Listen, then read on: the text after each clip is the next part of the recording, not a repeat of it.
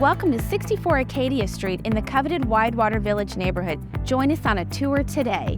This colonial has over 3,500 square feet. The living room is so desirable. You have 5 windows with the sunlight just beaming in, a gas fireplace, and a lovely mantel. This kitchen is a chef's dream. You have 42-inch oak cabinets, plenty of counter space, black and stainless steel appliances. It is just phenomenal.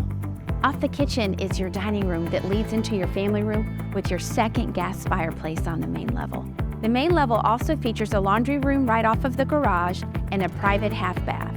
The primary suite is your own oasis with a walk-in closet, crown molding, an additional linen closet, a soaking tub, double sinks, and a stand-in shower.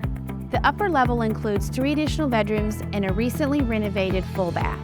The lower level includes this fantastic bar with pendant lighting and 5 bar stools that convey. In addition, the lower level has a rec room, a den/office, a full bath, and a spacious storage area.